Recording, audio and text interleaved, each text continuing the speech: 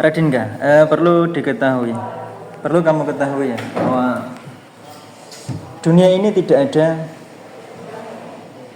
tempat yang sempurna ya. Jadi khususnya sekolah ya, di dunia ini nggak ada namanya sekolah yang sempurna, nggak ada. Kalau kita itu melihat ada sebuah negara yang memiliki sekolah yang bagus misalkan ya, mereka mampu mencetak siswa-siswa yang bagus menurut standar mereka masing-masing. Kalau kita katakan itu kenyataannya memang ada. Bagusnya mereka pun tidak lepas dari sebuah masalah pasti. Dalam artian sekolahnya tidak akan sempurna. Dia bagus dalam satu sisi tapi pasti sisi lain juga ada kekurangan. Maka Ustadz pengen memahamkan kamu bahwa dimanapun sekolahnya pasti ada kelebihan, ada kekurangan. Termasuk di pondok, Ustadz gak pernah mengatakan di pondok itu adalah tempat yang suci ya. Tempat yang gak ada masalah. Apakah kalau keluar dari pondok nanti semuanya akan jadi anak soleh? Tidak, gak ada yang jamin itu. Maka kawan coba duduk di sini, gak apa-apa. Ya maka Ustadz juga mencoba untuk memahamkan ini kepada orang tua ya. Dalam artian ada orang tua yang memang memaksakan anak untuk tetap belajar di pondok ya. Tapi kita juga, Ustadz juga melihat bahwa paksaan mereka untuk kalian tetap di pondok itu tanpa alasan, bukan tanpa alasan. Pasti ada tujuan tertentu di mana mereka itu, selalu saya sampaikan, orang tua itu pasti lebih dahulu melampaui usia kalian di mana kalian belum pernah melampaui usia mereka. Itu udah pasti. Maka mereka dipastikan lebih banyak pengalaman hidupnya daripada kita. Maka apa yang mereka katakan, apa yang mereka putuskan untuk kehidupan kita, terkadang memang ada sisi positifnya, namun negatifnya kita tidak bebas untuk eksplorasi karena kita sudah ditunjukkan sesuatu, ya enggak? Kamu sekolah, kamu melakukan ini, kamu melakukan itu dan ini dan itu. Kayak kita itu enggak boleh merasakan yang lain, dalam artian mencoba hal yang lain. Itu negatifnya, dalam artian kita tidak bisa merasakan hal lain. Tapi kalau konteksnya adalah kamu harus sekolah, kamu harus pahami itu, dan kamu sebagai seorang laki-laki ya, laki-laki yang sudah dewasa, kamu sudah bisa membedakan mana yang antum sudah bukan hanya mumayyiz yang bisa membedakan, tapi antum sudah balik. Berarti apa? Bisa memutuskan. Berarti antum kalau ngobrol sama orang tua diusahakan ngobrol itu memposisikan dirimu sebagai orang yang dewasa, bisa mengambil resiko pilihan kamu sendiri. Jadi kamu harus latihan untuk retorika, ngomong dengan orang tua, memberikan alasan yang baik. Kalau saya sekolah di sana itu gini, gini Bi dan sebagainya. Kamu harus berlatih itu karena kamu sudah dewasa, bukan hanya mumayyiz.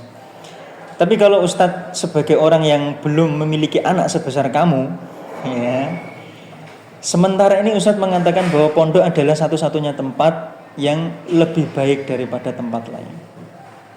Sekolah luar maksudnya. Karena sekolah di luar lebih keras. Dalam artian, tentu mereka bebas iya, tapi kebebasan mereka pasti ada sisi lain yang kurang dibandingkan pondok. Mereka enak bebas, tapi kalau di pondok enggak bebas, ya enggak? Tapi ada sisi lain yang tidak dimiliki oleh sekolah umum daripada pondok. Apa itu? Ya tentunya adalah kebaikan-kebaikan yang kalau kita runtutkan tentu sangat banyak sekali. Kebaikan pondok dibandingkan sekolah di luar. Tapi tidak dipungkiri bahwa sekolah di luar juga ada baiknya. Namun orang tua mungkin ya mempertimbangkan bahwa ya sekolah di luar itu banyak madharatnya, misalkan campur baur perempuan, waktu yang tidak terkendali. Ada orang ngomong belajar kelompok sampai jam 5, padahal jam 2 pulang, sisanya main dengan teman-teman. Dan ingat, kebebasan itu pasti ada resiko dan konsekuensinya. Yang mungkin kalian di pondok itu semua itu hanya sebatas angan-angan, wah pengen merasakan.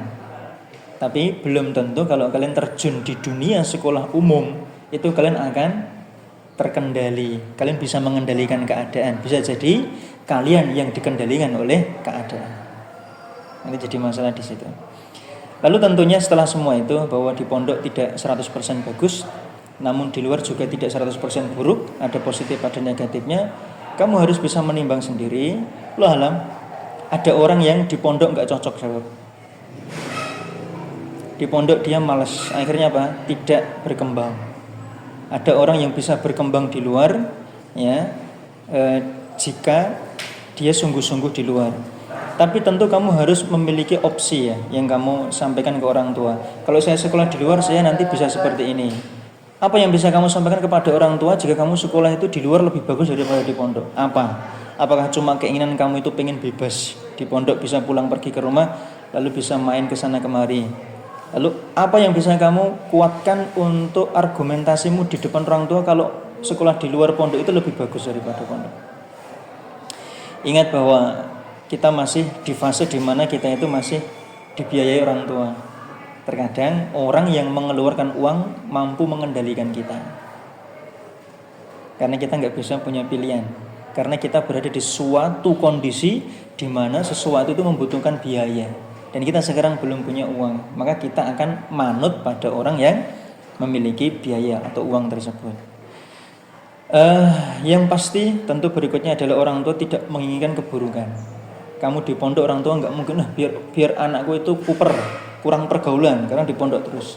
Biar anakku tersiksa dengan menu makanan di pondok. Biar anakku itu terpenjara di pondok. Nggak ada orang tua yang pengen seperti itu, nggak ada. Orang tua pasti masukkan pondok itu inginnya apa? Anaknya fokus belajar ilmu agama misalkan. Ibadahnya juga gampang. Karena terkendali ibadahnya bersama. Intinya orang tua nggak mungkin pengen keburukan buat kamu sekolah di pondok. Pasti ada keinginan positif di sana. Nah tentu gitu Raden kah? Gimana? Ya. Jagonya di umum, disampaikan saya juga di umum kalau di sini susah. Belajar juga nggak masuk. Belajar ini? Fikih. Nggak bisa masuk. Pelajaran apa yang kamu suka? Matematika. Jamin. Nggak tahu Raden nggak ya? Tentu Ustadz hanya bisa memberikan saran. Sisanya coba kamu rubah dirimu sendiri Raden nggak? Kamu harus mampu mempengaruhi orang lain, terutama orang tua. Dalam artian kamu punya tujuan, lalu kamu pengen mencapainya, lalu ya usahakan kamu bisa mempengaruhi orang tua berarti.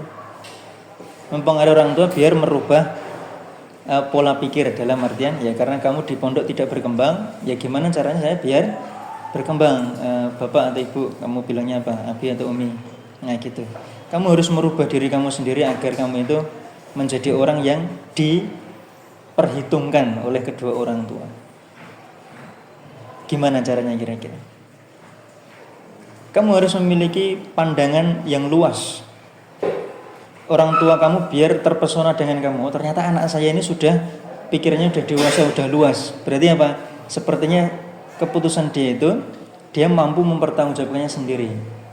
Tidak, ternyata anak saya tidak kecil lagi, sudah bisa seluas itu pemahaman dia, wawasan dia. Maka orang tua akan terpengaruh. Ternyata sepertinya dia bisa. Lalu ajak, ternyata anak saya bisa diajak ngobrol, bisa diajak berpikir.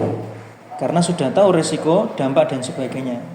Coba kamu rubah diri kamu agar orang tua mampu melihat di dirimu itu, dalam dirimu itu sesuatu tanggung jawab yang bisa dipertanggungjawabkan. Oh anak saya sudah dewasa ternyata. Nah gitu. Coba kamu rubah diri. Tentu ini sulit karena membutuhkan pengalaman yang lama. Tapi cobalah. Siapa tahu di sisa waktu ini karena kamu pengen sekolah di luar. Coba sisa waktu ini sebelum kamu lulus kamu pas telepon gitu dipahamkan. Kalau kamu tujuannya itu, berarti target kamu adalah gimana memahamkan orang tua agar kamu diperbolehkan sekolah di luar, gitu ya. Lalu itu tadi bahwa tidak semua anak cocok di pondok itu sebuah keniscayaan. Ya. Tapi banyak juga yang cocok di pondok ada juga. Tapi jangan pernah berpikir bahwa saya nggak bisa meraih cita-cita saya ini karena saya itu sekolah di pondok. Coba kalau saya dulu nggak di pondok pasti saya bisa, nggak jamin. Bisa jadi kamu sekolah di umum ternyata lebih jeblok daripada keadaanmu di pondok itu, nggak ada yang jamin. Tapi mungkin sesuatu yang bisa Ustaz jamin adalah di pondok pasti diajarkan keilmuan agama, itu sebagai pondasi utama. Tapi tentu tidak semua yang diajarkan bisa kalian serap, ya atau tidak. Tapi kan yang penting sudah diajarkan. Masalah itu nanti melekat di pikiran atau tidak, bisa diamalkan atau tidak, itu masing-masing keadaan diri kalian nanti, apakah bisa atau tidak. Tapi yang penting kan sudah diajarkan. Gitu Raden Kaya. Bilang ke orang tua bahwa sekolah di umum itu tidak semuanya buruk. Dalam artian banyak ustaz-ustaz zaman sekarang yang lulusan umum, ya enggak, kuliahnya umum, sekolahnya umum, SMP, SMA negeri, kuliah umum juga, bukan jurusan agama, tapi ternyata beliau mampu di akhir keilmuan sekolah beliau mampu belajar agama. Maksudnya tidak semuanya buruk. Nah, gitu ya. Harus dipahamkan orang tua bahwa Islam tidak hanya membutuhkan ahli ulama, tidak membutuhkan ulama syariat aja, tapi membutuhkan ulama-ulama yang lain di bidangnya masing-masing. Coba kalau seandainya ada seseorang yaitu yang ahli dalam matematika, misalkan Albert Einstein dari kalangan kafir, tapi ada dari kalangan kaum muslimin yang pintar matematika juga, tapi dari kalangan kaum muslimin. Nah, bayangkan, maka ketika dia memiliki pondasi keimanan, keahlian matematika dia mungkin akan digunakan untuk kemajuan umat Islam, karena memiliki keilmuan dunia yang didasari oleh keimanan. Dan itu yang kita butuhkan, mencetuskan ulama-ulama yang ulama ilmu umum ya, yang berpondasikan keimanan. Kan kita sekarang tertinggal jauh, tertinggal juga di agama, tertinggal juga di dunia ya. Kita tertinggal di semuanya sebab keadaannya sangat mengenaskan. Buktinya apa? Yang sholat itu ya cuma kali-kalian aja. Di luar di pondok itu pemuda itu nggak pernah sholat, nggak pernah kelihatan di masjid. Kumpulnya di mana? Ya tempat-tempat kayak gitu. Dengar adzan nggak mungkin, mau kemana nggak ada, mau ke masjid nggak ada. Di depannya masih ada kopi setengah gelas, teman-temannya masih ngobrol nongkrong. Belum lagi yang belum sampai ke fase itu berarti mereka cuma di rumah main game. Nah gitu, mereka menjadi beban orang tua karena mereka sibuk dengan sesuatu yang tidak kelihatan manfaatnya. Ya atau tidak? Maka sebenarnya Islam ini sangat jatuh sekali, generasinya sudah jauh dari keagamaan. Banyak orang pemuda yang nggak tahu bagaimana cara baca Quran. Sholat pun banyak yang meninggalkan. Cuma kalian aja di pondok ini yang ibadahnya teratur. Kalau di luar itu sangat-sangat banyak sekali yang tertinggal dari sisi agama. Ternyata mereka pun dunia juga nggak punya. Agama nggak punya, dunia pun juga nggak maju-maju juga. Nah, jadi masalah kan di situ.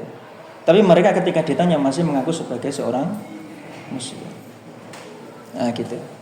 Gitu ya dinilainya. Maka kalau permasalahan kamu di seputar itu, maka Ustadz nggak bisa membantu dalam artian Ustadz, wah telepon orang tua kamu biar gini.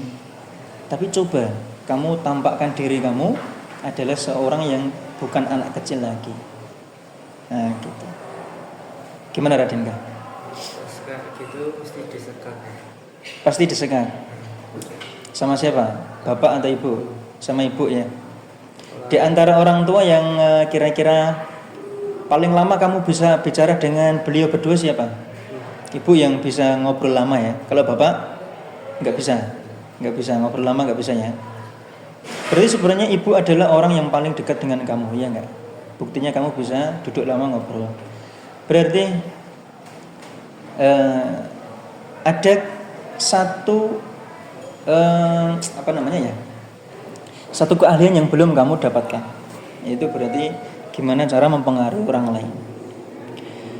Tentu ini tidak bisa dipelajari dalam waktu singkat. Ya butuh pengalaman yang panjang sekali. Coba kalau seandainya memang tidak bisa kamu merubah keadaan, dan karena kamu adalah anak dari seseorang ya, yang ibaratnya mau kemana pun juga tidak bebas, harus ngikutin apa kemauan. Coba kalau memang tidak bisa, ikuti fase yang berlalu dari hidupmu, maksimalkan di sana apa yang bisa. Ya jangan sampai karena orang tua tidak mengabulkan permintaanmu, akhirnya kamu jadi malas belajar. Siapa tahu di akhir-akhir kamu akan mendapatkan kemudahan dalam belajar yang kamu selama beberapa tahun ini merasakan kesulitan. Siapa tahu, kan tidak tahu. Gitu Raden Kaya. Apalagi Raden Kaya?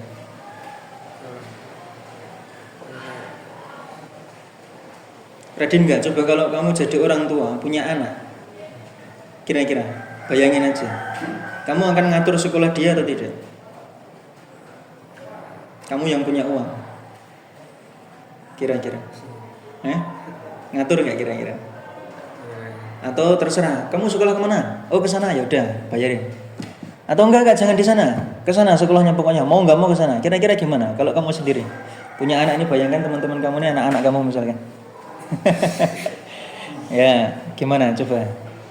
Kira-kira kamu akan ngatur apa dibebasin sama anak kamu? Mungkin dikasih pilihan. Kasih pilihan. Kalau ini baik, yang baik, ini bagus, ini bagus. Nah gitu. Ya, mungkin itu yang dilakukan orang tua kamu, memberikan pilihan. Tapi pilihannya mungkin sekarang kalau pilihannya nggak dipilih, di antara dua pilihan pasti ada yang kamu condong kan sebagai orang tua. Nah gitu. Kalau ternyata anakmu tidak condong terhadap pilihanmu sebenarnya, gimana kira-kira?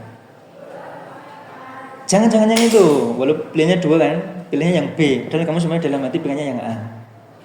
Tapi ternyata pilih B. Coba yang A gimana? Dipikir lagi, gitu pasti. Ya pikir lagi lah, pikir lagi yang A aja. Enggak yang B aja, enggak ada ya dah. Satu pekan lagi pikirkan bagus-bagus, benar-benar. Coba yang A gimana? Intinya tentu itu fase yang susah ya. Kalau Ustadz sendiri zaman dulu sekolah, Ustadz minta dikasih. Jadi orang tua itu manut, mau sekolah di mana manut.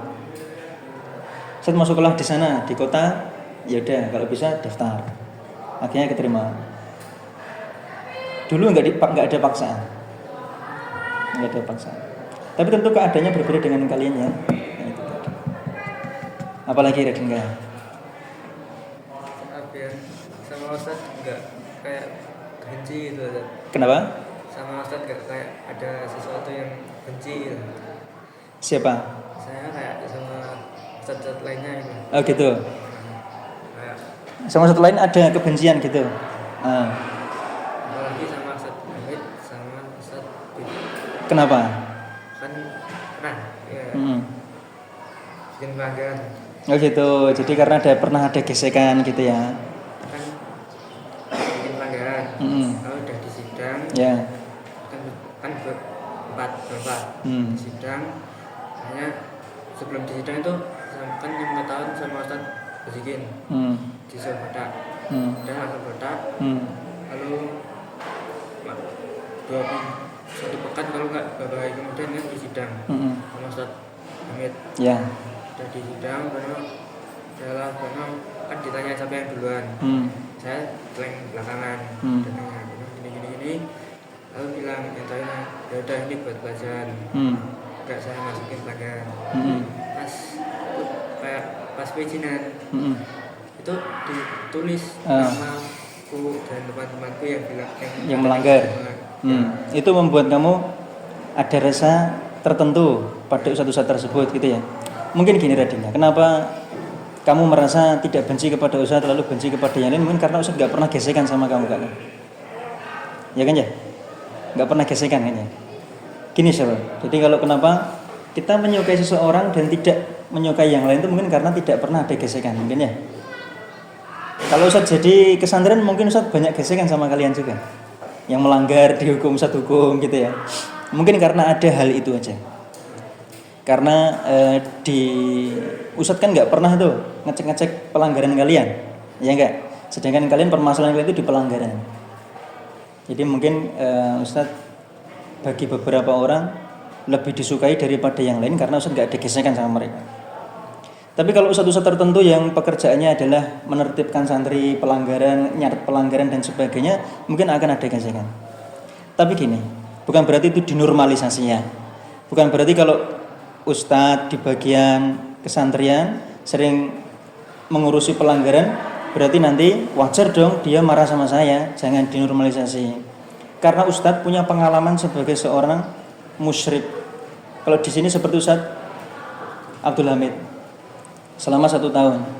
Bayangkan Ustadz sudah nggak terhitung gundul botak berapa kepala santri. 53 HP Ustadz sudah sita. Berarti minimal ada 53 santri yang membenci Ustadz. Itu belum tadi yang membotak. Berapa kepala yang Ustadz botak? Berarti HP tambah pelanggaran yang dibotak-botak tadi. Kira-kira berapa santri yang akan membenci Ustadz? Tapi kamu tahu nggak?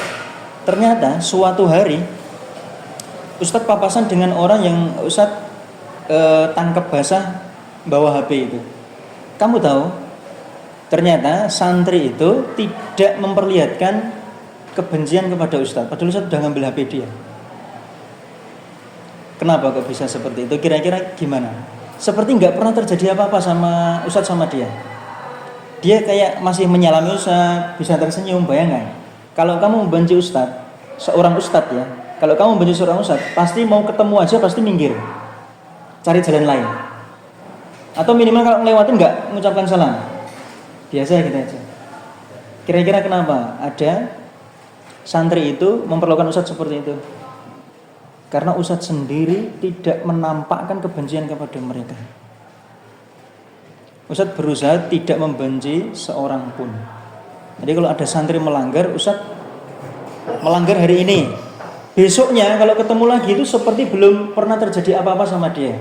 Ustadz usahakan tersenyum sama dia, salam Ustadz jawab sama dia. Ketika dia melihat seperti itu pada Ustadz, dia merasa Ustadz berarti nggak benci saya, dalam artian tidak mempunyai dendam. Nah itu yang penting buat kalian nanti. Siapapun yang berbuat salah, ya jangan anggap dia itu malaikat yang tidak bisa berbuat salah. Orang itu kalau sudah salah minta maaf, bertobat, ya udah selesai. Ya jangan diungkit-ungkit masa lalu. Kalaupun masih ada perasaan sedikit dalam hati, ya biarkan. Ditahan dalam artian jangan dikeluarkan. Ya, pasti ada, namanya manusia itu rasa benci sedikit pasti masih ada, tapi jangan dibiarkan. Gitu ya. Gitu Raden kan. Usahakan kamu tentu pembelajarnya bukan kepada Ustadz, karena Ustadz yang kamu sebutkan tidak ada di sini. Tapi siapa tahu kamu suatu saat akan menjadi Ustadz juga. Walaupun kamu cenderungnya kepada mata pelajaran yang lain. Siapa tahu. Maka kalau ketika kamu menjadi seorang Ustadz nanti, usahakan kamu menjadi seperti yang apa Ustadz sampaikan tadi. Yaitu pelajaran penting. Ya jangan pernah membenci orang yang pernah berbuat salah dan sudah mengakui kesalahan dan bertobat. Ya, gitu. Apalagi Raden kan? Kan sama Habib itu ini soalnya kan dia belajar hukum katanya. Makanya aku bilang, kok saya masuk pelanggan, rasanya kan udah dibilang nggak masuk, kan kayak sudah di adik sidang. Kalau sidangnya hasilnya nggak disampaikan, nggak semaman. Yang hasilnya dikasih sekian dikurangin jadi sekian. Jadi kan sudah ini ya masuk pelanggan, tapi udah sidang jadi nggak masuk. Tapi kok masih dimasukin, malah Ustadz Habibnya bilangnya kan kamu buat pelanggan atau ya udah buat pelanggan. Saya itu pernah belajar hukum, kan kamu berbuat pelanggan, ya udah buat pelanggan. Pelanggarannya ditulis. Iya. Terus emang pelanggannya dilaporkan orang tua? Iya. Oh dilaporkan orang tua. Itu kan. Terus kamu bilang orang tua gimana? Orang tua aku nggak peduli. Nggak peduli maksudnya? Ya nggak pernah. Aku tuh bicarain. Nggak pernah mempermasalahkan. Udah selesai berarti. Dalam artian gini Raden. Alhamdulillah orang tua nggak pernah mempermasalahkan. Pelanggaran kamu apa memang? Main kartu. Main kartu. Nah, ya main kartu. Ya berarti yang pertama masalah itu tidak menyebar kepada orang lain. Orang tua nggak mau mempermasalahkan dalam artian yaitu mungkin biasa. Tapi mungkin kamu masih punya perasaan terhadap beberapa ustadz yang kamu sebutkan tadi. Ya intinya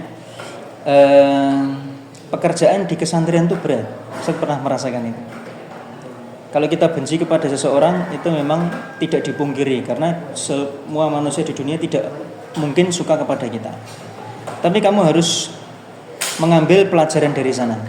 Kalau memang ustadz kamu yang ngajar kamu itu tidak mampu memaafkan kamu, dalam artian sikapnya tidak berubah, Coba itu jadikan pelajaran bahwa suatu saat saya tidak akan pernah seperti Ustadz Fulan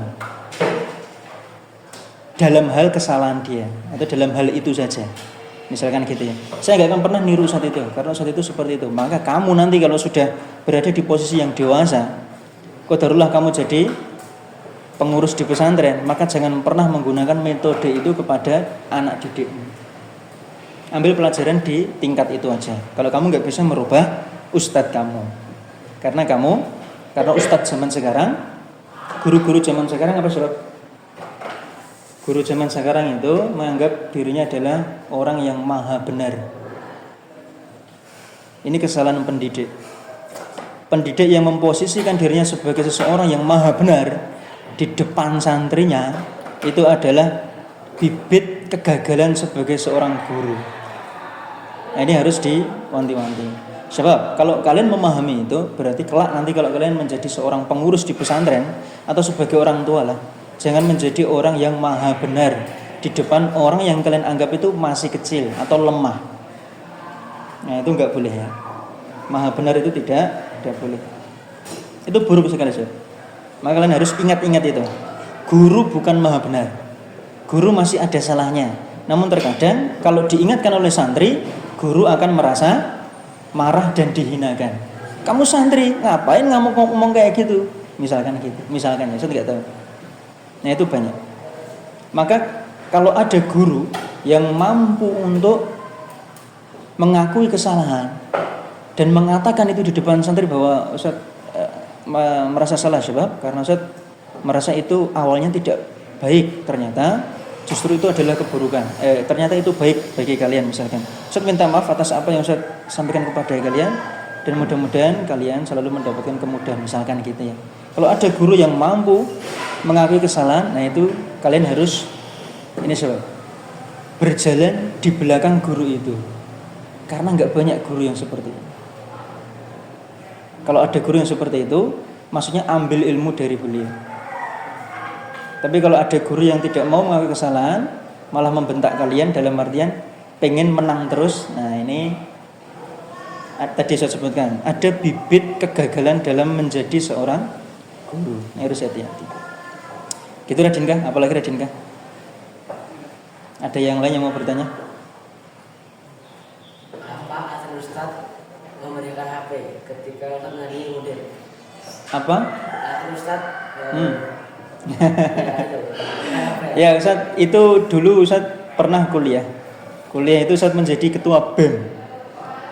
Ketua BEM Ustaz sampaikan kepada beberapa teman, bukan kepada dosen. Ustaz ngobrol sama mereka, gimana kalau sekiranya HP itu dibebaskan saja, tapi tentu dengan sesuatu yang mampu mengimbangi, biar mereka nggak sibuk main HP. Karena santri kalau HP itu dibatasi, efeknya apa? Di rumah nggak pernah tidur. Maksudnya tidur paling beberapa jam aja di rumah pas liburan itu. Karena mereka melampiaskan apa yang mereka tahan selama berbulan-bulan. Coba kalau HP itu dibebaskan. Dalam artian itu hidup bersama mereka, halaqah bersama mereka, ya belajar tidur bersama mereka. Secara gambaran umum kayaknya wah nanti pasti ini ngeri ini nanti santri malah nggak tidur itu nanti. Ya tidak. Tapi alam ustadz yang tiap hari pegang HP nggak pernah tuh tidur lebih dari jam 10 malam. Kenapa? Besok masih ada waktu. Ngapain main terus-terusan? Kan gitu kan ya?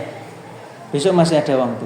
Tapi yang Ustaz dulu obrolan sama teman Ustaz dulu pas kuliah itu harus ada pengimbang. Pengimbangnya apa? Karena mereka anak sekolah berarti kasih tugas.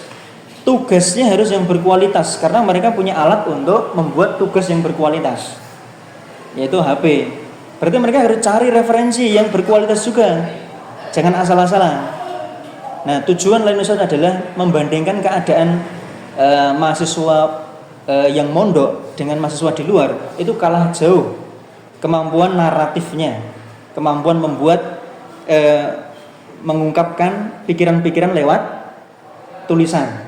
Karena kebanyakan anak pondok itu kan nggak punya HP, jadi nggak pernah melihat gimana cara berdebat, gimana mahasiswa luar itu kalau berdebat, gimana cara mengungkapkan argumentasi, gimana cara menulis literatur yang baik, yang panjang, nggak cukup beberapa kalimat selesai.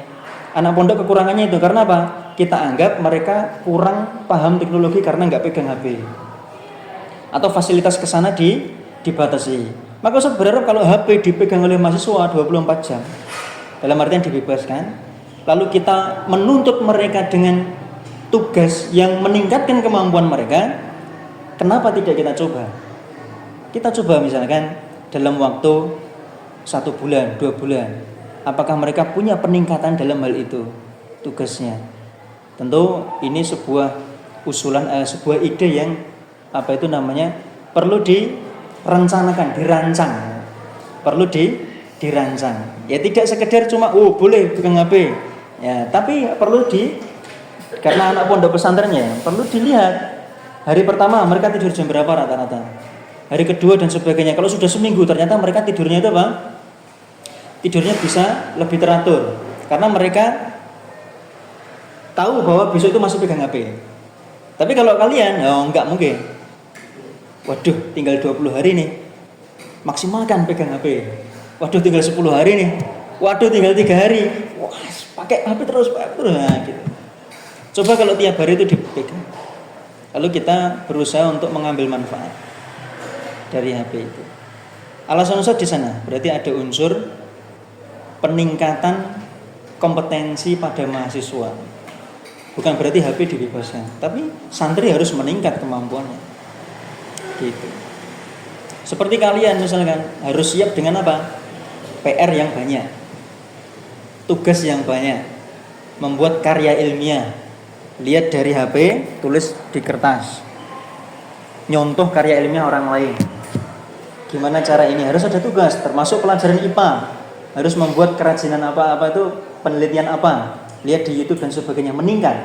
Jangan hanya HP itu ada cuma untuk main-main.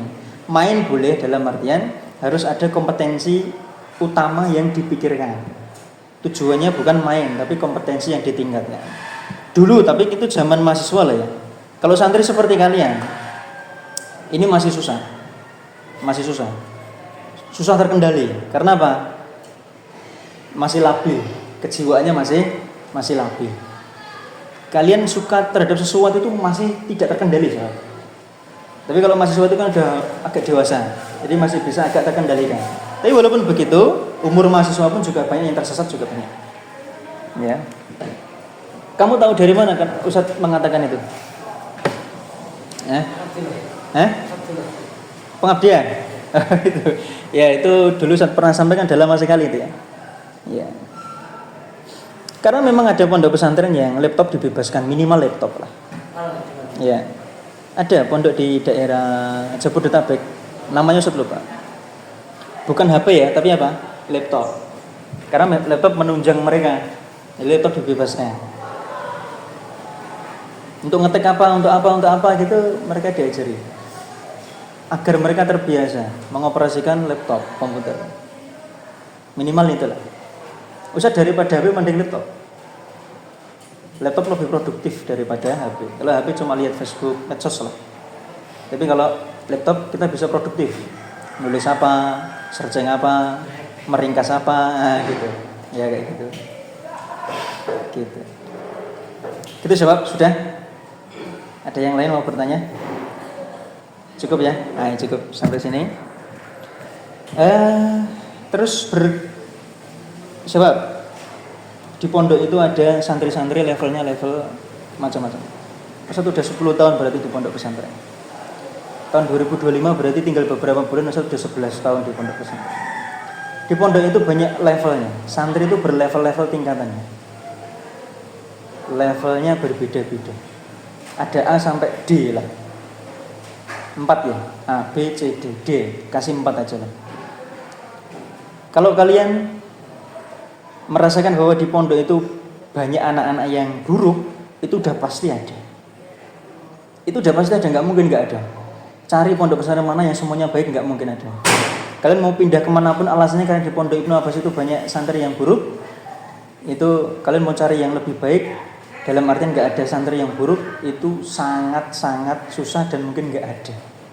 Di pondok pasti ada anak level D-nya, itu udah pasti. Tapi yang membedakan adalah jumlahnya.